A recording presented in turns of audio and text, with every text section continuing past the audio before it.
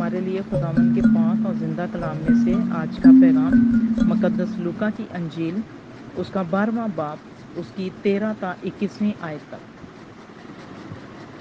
پھر ہجوم میں سے کسی نے اس سے کہا کہ اے استاد، میرے بھائی سے کہہ کہ میراث کا میرا حصہ مجھے دے۔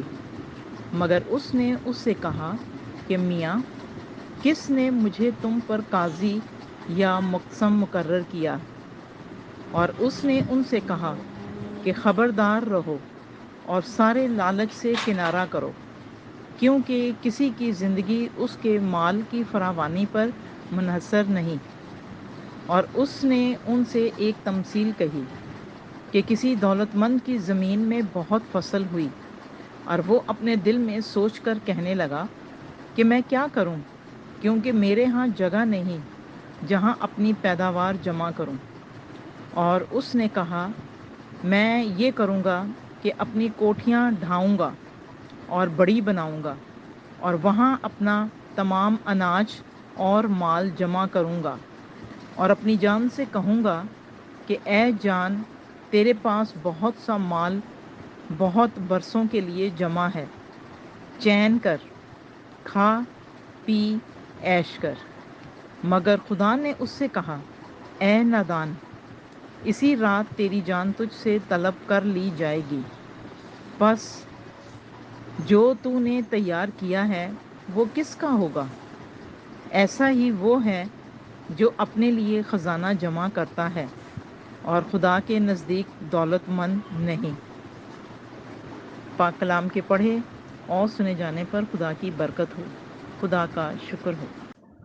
خدا باپ اور بیٹے اور روح القدس کے نام سے آمین۔ خداوند یسوع المسیح کا فضل اور محبت ہر ایک کے ساتھ ہو، تاکہ دنیاوی دولت پر نہیں بلکہ ہمارا بھروسہ خدائی دولت پر قائم رہے، آمین۔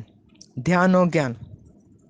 مسیح خداوند میں میرے عزیز بہن بھائیوں اور پیارے بچوں، آج کے انجیل مقدس میں خداوند یسوع المسیح ہمیں پیغام دے رہے ہیں کہ خبردار رہو اور سارے لالچ سے کنارہ کرو، کیونکہ کسی کی بھی زندگی اس کے مال کی فراوانی پر منحصر نہیں ہوتی۔ کیونکہ اس دولت مند کا کیا قصور تھا کہ اس نے اپنی فصل یا دولت مزدوروں یا غریبوں یا ضرورت مند لوگوں کو نہیں دی، بلکہ اپنی حفاظت کی خاطر سارا مال جمع کیا، بجائے کہ خدا کی برکات اگر اس پر تھیں، یعنی فصل زیادہ ہوئی تو مزدوروں نے بھی بہت کام کیا اور محنت کی، مگر اس نے کسی کے بارے میں نہیں سوچا۔ یہ خود غرضی خدا کو ناپسند ہے۔ اسی لیے خدا نے اس سے کہا کہ اے نادان، اسی رات تیری جان تجھ سے طلب کر لی جائے گی۔ پس جو تو نے تیار کیا ہے وہ کس کا ہوگا؟ ایسا ہی ہم سب کرتے ہیں، زمین پر خزانہ جمع کرتے ہیں اور دنیاوی فکروں میں لگے رہتے ہیں، آسمان پر خزانہ جمع کرنے کی کوشش ہی نہیں کرتے۔ آسمان پر خزانہ کون سا جمع کرنا ہے؟ اچھے کام، دوسروں کا خیال رکھنا۔ اگر خدا نے ہمیں اختیار بھی بخشا ہے تو سب کو برابر جاننا ہے، جیسے خدا کی نظر میں سب انسان برابر ہیں، مگر ہم مختلف تفرقے ڈال کر دوسروں کے لیے اور سب سے بڑھ کر اپنے لیے پریشانیاں پیدا کر لیتے ہیں۔ یاد رکھیں عزیزو، تفرقے ڈالنا شیطان کا کام ہے، کیونکہ خدا کے بیٹے اور بیٹیاں تو صلح کرواتے ہیں، مگر بعض اوقات ہم بھی اتنی بے وقوفی کرتے ہیں کہ لوگوں یا شیطان کی باتوں میں آ جاتے ہیں، بجائے کہ دونوں اطراف کی باتیں آمنے سامنے سن کر معاملے کا حل نکالیں۔ تو عزیز بہن بھائیوں، دنیا کا یہی تو حال ہے، صرف ایک دوسرے پر الزام لگانا، بجائے کہ اپنی غلطیوں کی کھوج میں رہیں اور اپنے آپ کو درست رکھیں اور تمام نیکی کے کام کرنے میں مصروف رہیں، تاکہ آسمان پر خزانہ جمع کر سکیں۔ آسمان پر خزانہ ہم تب ہی جمع کر سکتے ہیں جب ہم دوسروں کو دیتے ہیں۔ غریبوں کو مال و دولت دیں تو ہم آسمان پر خزانہ جمع کر سکتے ہیں۔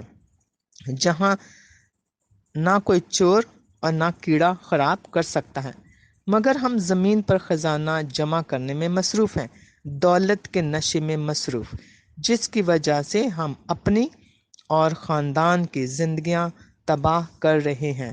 دولت کی وجہ سے لڑائیاں جھگڑے برپا ہوتے ہیں، اسی لیے خدا کے نزدیک دولت مند کا آسمان کی بادشاہی میں داخل ہونا ناممکن ہے۔ ہاں، اگر خدا نے آپ کو دولت مند بنایا ہے تو دوسروں کی مدد کرنا ہمارا اولین فرض ہے۔ جس طرح امیر آدمی بھی لازر کو روٹی نہیں دیتا تھا تو وہ عالم اسفل کے عذاب میں جاتا ہے۔ یہ حوالہ ہم پڑھتے ہیں مقدس لوکا کی انجیل، اس کا 16 باب 19 تا 30 آیات۔ تو عزیز بہن بھائیوں، آئیں اب دوبارہ مقدس متی کی انجیل کا حوالہ، اس کا 25 باب 34 آیت میں دیکھتے ہیں۔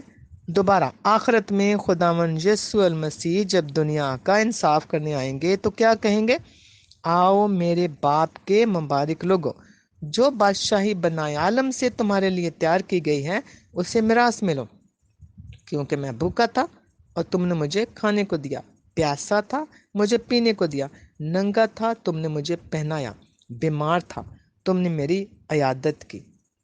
اب 40ویں آیت، چونکہ تم نے میرے ان سب سے چھوٹے بھائیوں میں سے کسی ایک کے ساتھ ایسا کیا تو میرے ہی ساتھ کیا۔ اس کے اپوزٹ جب ہم کسی کی مدد نہیں کرتے تو آخری آیت 46ویں میں ایسا مرقوم ہے، میں تم سے سچ کہتا ہوں کہ چونکہ تم نے ان چھوٹوں میں سے کسی ایک کے ساتھ نہ کیا تو میرے ساتھ بھی نہ کیا۔ اور یہ ہمیشہ کے عذاب میں جائیں گے مگر راست باز ہمیشہ کی زندگی میں۔ تو عزیز بہن بھائیوں اور پیارے بچوں، امید ہے آج کا پیغام ہمارے دلوں پر اثر کرے گا کہ ہم خدا یا دولت دونوں میں سے ایک کا چناؤ کر سکتے ہیں، مگر یہ بات تو طے ہے کہ اگر ہم خدا کی بادشاہی کی تلاش میں رہیں تو یہ خدائی دولت ایسی ہے کہ دنیاوی دولت بھی ہمارے پیچھے آ جائے گی، مگر صرف دنیا میں دولت کے پیچھے بھاگنا اور دوسروں کا خیال نہ کرنا خدا سے دوری کی علامت ہے۔ تو آئیں عزیز بہن بھائیوں، ہم اپنے سروں کو جھکائیں اور خدا سے دعا مانگیں کہ خدا قادر مطلق باپ ہمیں اپنے خاص فضائل سے نوازے تاکہ ہم اپنی ساری توجہ خدا کی حضوری کو محسوس کرتے ہوئے خدا کی بادشاہی کی تلاش میں رہیں۔ خداوند یسوع المسیح کے نام سے آمین۔